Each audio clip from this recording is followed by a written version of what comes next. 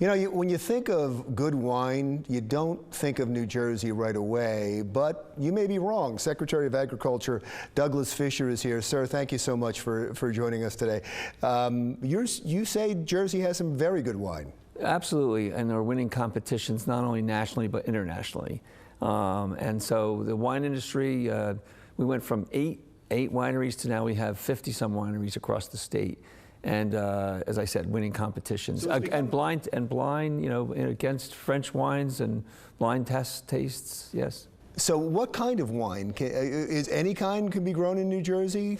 Well, there's certain varieties that, you know, grapes that we grow here: Chardonnay, Pinot Grigio. Many of the other grapes that we grow in the state are particularly suited to our soils, our climate.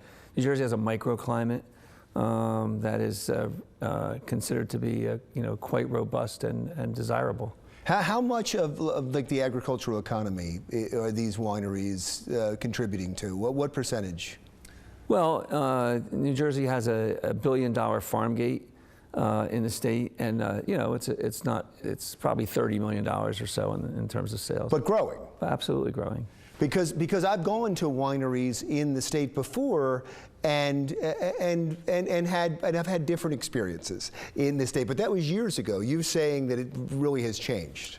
Yeah, I mean, there are many varieties of grapes that they're growing and vintners are producing in the state, and we're hearing it more and more. You know, there's a wine trail that people go onto the properties, into the vineyards, and travel up and down the state. There's distinct regions in the state: the Warren, South Jersey, and you know, the Outer Coastal Plain. These are all international designations for wineries.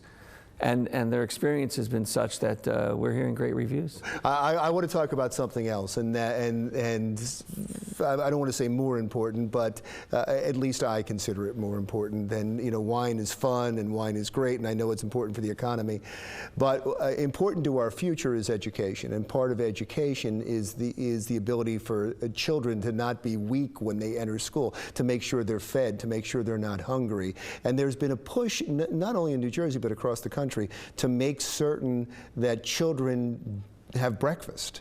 It used to be just lunch that you'd get at schools, but to make certain they have breakfast, because without the schools they wouldn't get it. You're proud of the initiative that New Jersey has. Well, I absolutely am, and have worked very hard to get our numbers up. Children that are served breakfast in school. Breakfast after the bell is the initiative that we've been pushing because it's the most easy to develop and work for schools across the state. And we went from just 3 years ago, we were last in the country, 49th in terms of school breakfast, and now we're at 26th, I think, around 26th. Are there children, do you know, are there children that wouldn't have breakfast if you didn't provide this? Absolutely. In fact, that's one of the reasons as secretary I've been pushing for it since I've, you know, gotten here, because you can go into these schools and see children just putting their heads down on the desk and, you know, they're not eating. And, you know, it's pretty hard to start your day or your studies to be able to start your day without something in your belly. Do you know if there's analytics on this yet? I mean, the fact that a child gets breakfast, that they do better in school? Absolutely. There are, and not only that, but we know that there's less visits to the school nurse. We know that children are eager and ready to learn, and we can demonstrate that through the scores that they're doing better because they've had breakfast. Thank you, sir. I appreciate you coming in. Secretary of Agriculture in New Jersey, Douglas Fisher. And that wraps it up for Jersey Matters this week. Stick around for another thing.